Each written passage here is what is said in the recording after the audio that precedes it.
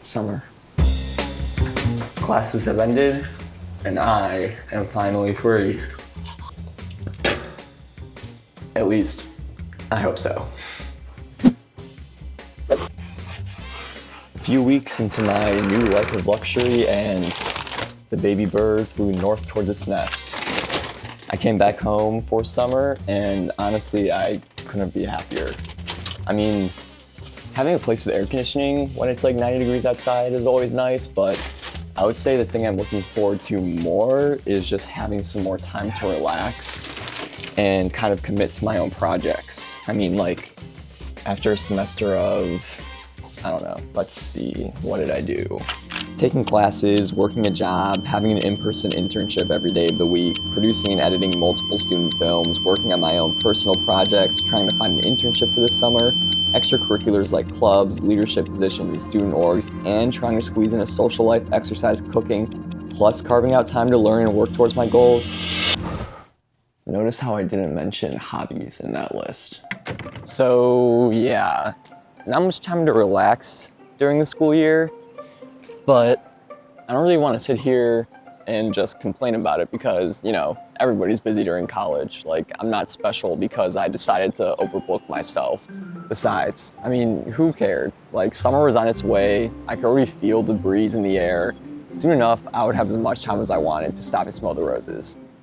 It's pretty hard to find time to fit that into your schedule. Last summer, I had an internship, a job, and I was taking actual physical classes. So it was kind of like school ended and then secondary schooling immediately began. It's like those videos that talk about their 5 to 9 after their 9 to 5. Like, why do we have to frame everything within a work week or a schedule? Can't we just live? That was a question I found myself coming back to multiple times over the course of that summer. The air may have been thick enough to cough on, but that didn't mean I wasn't looking outside my window like Paddington in prison, just dreaming of everything I could have been doing in the sun's rays. You know what? No. Everything that I should have been doing. I didn't get to sleep on the couch with a cracked open window letting in a calming, fresh summer breeze once. And that just isn't right. Back in middle school, I dreamed of summer vacation. We all did. Our little monkey brains could only maintain a perfectly seated position for so long before having to burst from excitement converted to pure, chaotic, kinetic energy. That or from drinking too many juice boxes at lunch. But summer stopped being a vacation once other parts of life started rearing their ugly heads and we actually had some responsibilities in school. You're telling me 6th graders don't get nap time? That homework is graded for accuracy? And we haven't outlawed this yet? Oh, next we're not even going to be allowed to bring snacks into class. Little did I know missing my animal crackers in 4th hour would only be the second most stressful part of my life at that time. The first, of course, being my supposed vacation. And shocker, it didn't really feel like one either. Like the rest of childhood magic, vacation lost its luster more than any nostalgic summer lover is willing to admit. While I actually used to be excited for break, recent years has seen me in the weeks leading up to summer vacation actually just being incredibly anxious, trying to decide how I can fill up my free time with as much work as possible. How can I improve my resume? How can I develop my career? How can I ensure that I have as little time to myself as possible during my biggest vacation of the year? Of course we need a job because we have to be making money. Of course my hobby has to become a stream of income. Why else would I crochet? For enjoyment? I can develop my portfolio, start a small business. I can add to my resume. What odd jobs can I pick up? Quick, apply for that internship even though the deadline's passed. You never know what they may say. Network, find contacts and call one every day. A nap? Do you really have time? No. A walk is a waste. Reading is too. Skip that so you can do more research on local businesses that are hiring. Don't waste a second. Make the most of it. Summer. What does that word mean? The ultimate vacation. How do I make the most of my vacation?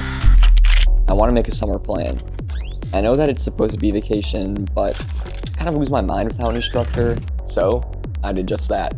Organized to an absolute T, I now have a Notion page for all of my summer goals and responsibilities. Here, I've got it all planned out. I've got a database listing all my responsibilities that can be changed to having a calendar view, I might add, with detailed tags and due dates to keep myself on pace towards accomplishing the things that I want to. I also have goals specific to the summer with matching intentions behind those goals, a set of tasks with due dates to track progress, and systems attached to each goal to make sure I complete them.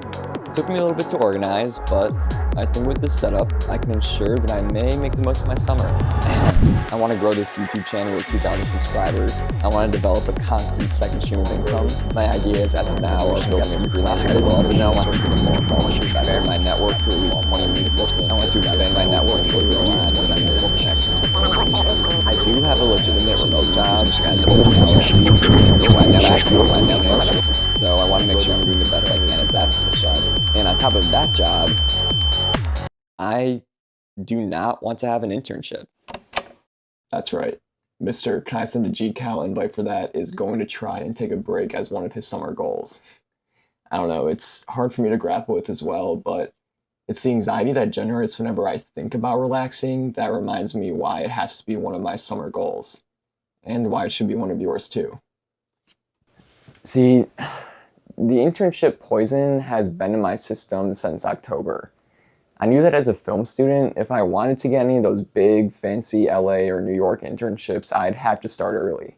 I need to be organized, and I need a system. First, collect contacts from IMDb+. Cold call, email at least one contact every other day, apply for at least one new position a week. And that was phase one. It was rote and required diligence. I stuck to it. It took up a decent amount of time, but I didn't really notice. I was so caught up in the offers available, I started applying during class. Who cares if an application asks for credit card information? They say I'd be working with Hollywood insiders. Eventually, yeah, it worked. Months passed, the contacts list grew, the calls came. I had a few interviews, luckily, and some generous companies made offers. I felt great. My systems were actualized in a meaningful way with real results. I was able to see my progress. It was kind of all I ever wanted. But at the cusp of the school year, only a few days of classes and campus life left, I suddenly felt anxious about my seemingly secure position.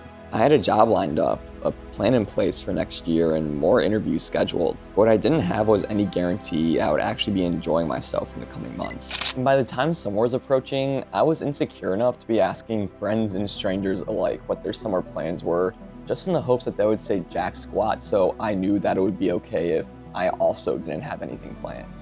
I didn't want the internships. After a semester of working on other people's creative projects, I found myself beyond antsy to commit myself more than ever to my own work. At the same time, I was terrified of allowing myself the freedom of vacation, of affording myself the opportunity to relax, or of giving myself the grace to freely create. Because in my head, nobody else ever is. Not a single soul on earth is taking a nap at the same time that I am. No one is taking time to relax or enjoy themselves. No one is pursuing their hobbies or passions. In real life, it feels like all we're ever committed to talking about is how busy we are, and then feeling ashamed for not being as busy as other people. And I don't know, maybe it's just me. It's nobody's fault that I have anxiety brain, but I can't help but feel the compulsion to do work whenever I have the opportunity to do so because, again, in my head, everybody else already is. I want to keep up. I have to, even during vacation. I was afraid of even asking my parents if not having an internship would be okay. I couldn't trust myself enough to believe that I should be allowed time to enjoy my break. I needed the validation and comfort of my family just to feel okay with coming home to them. In my head, somehow an internship was the difference between a successful life and the one where I fail to make it. But they gave me the grace I never allowed myself. They said I had enough bullet points on my resume and that they aren't worried about my future in the same way I constantly am. Friends and strangers sounded ashamed when they told me they didn't land any new positions, but I was proud of them and happy for them.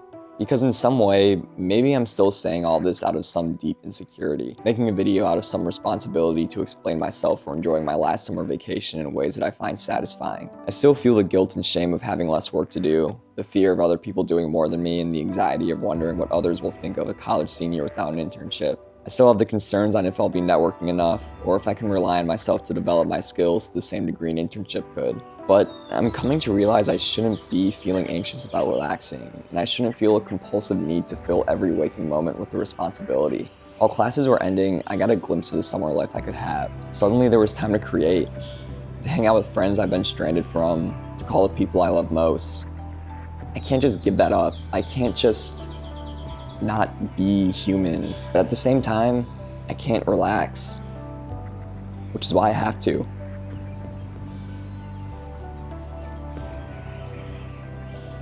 I know I can't stay a kid forever. I know that I can't be expected to do literally nothing all day because I'm not taking classes. But does that have to mean I should be suffering 24/7, either from the mental shame from not having a job or the crushing depression of never having the time to do what I love? So I found this little camcorder. The fact that conflict is even a consideration is a shame. We should be trying to make the most of our summer, but that means something different for everyone. Not every single person needs a big fancy internship in the greasiest city in America, and not everybody even wants that. It's about catching up with friends from other schools, timelines, and lives. It's about committing myself to my responsibilities, both academic and professional. At the same time, it's about playing basketball when the heat is so intense the courts start to smell. It's about taking film photos and messing up the exposure during golden hour. It's about making art I've always wanted to but never had the time for.